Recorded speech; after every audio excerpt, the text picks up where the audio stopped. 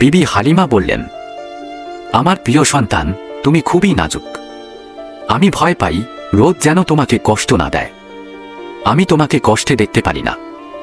কিন্তু যখন প্রিয় নবী সাল্লাল্লাহু আলাইহি ওয়াসাল্লাম বারবার অনুরোধ করলেন, শেষ পর্যন্ত মা হালিমা অনুমতি দিলেন, যদিও তার হৃদয় তখনও চিন্তায় ভরা ছিল। এইভাবে আল্লাহর প্রিয় হাবিব ছাগলগুলো নিয়ে জঙ্গলের দিকে যেতে লাগলেন। এভাবেই 4-5 দিন কেটে গেল। নবী সাল্লাল্লাহু আলাইহি ওয়াসাল্লাম প্রতিদিন সকালে ছাগলগুলো নিয়ে বনে চড়াতে যেতেন। কিন্তু একদিন হঠাৎ করে বিবি হালিমা রহমতুল্লাহি আলাইহা এর মন খুব অস্থির হয়ে উঠল।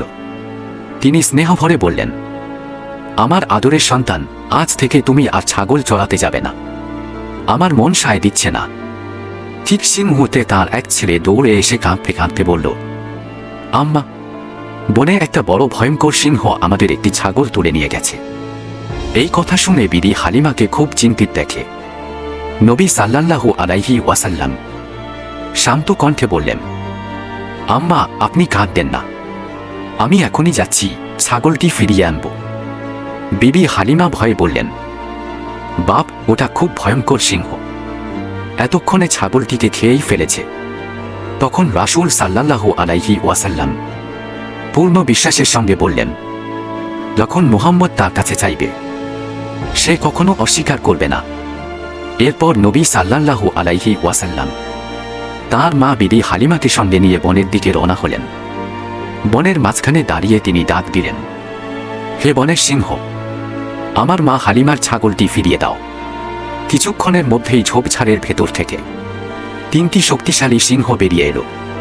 তারা ছাগলটি সঙ্গে নিয়ে দৌড়ে এসে নবী সাল্লাল্লাহু আলাইহি ওয়াসাল্লাম এর পায়ের কাছে বসে পড়ল।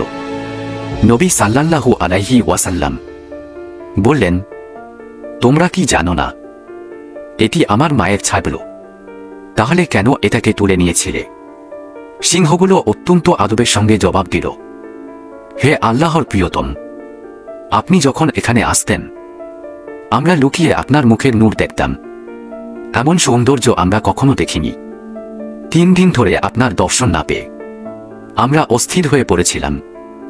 আমাদের সর্দার বলল, দর্শন পেতে হলে ছাগলকে অজুহাত বানাও। নবী সাল্লাল্লাহু আলাইহি ওয়াসাল্লাম স্নেহভরা দৃষ্টিতে সিংহগুলোর দিকে তাকালেন। এরপর কি ঘটেছিল জানতে হলে অবশ্যই পাঠ 4 দেখুন।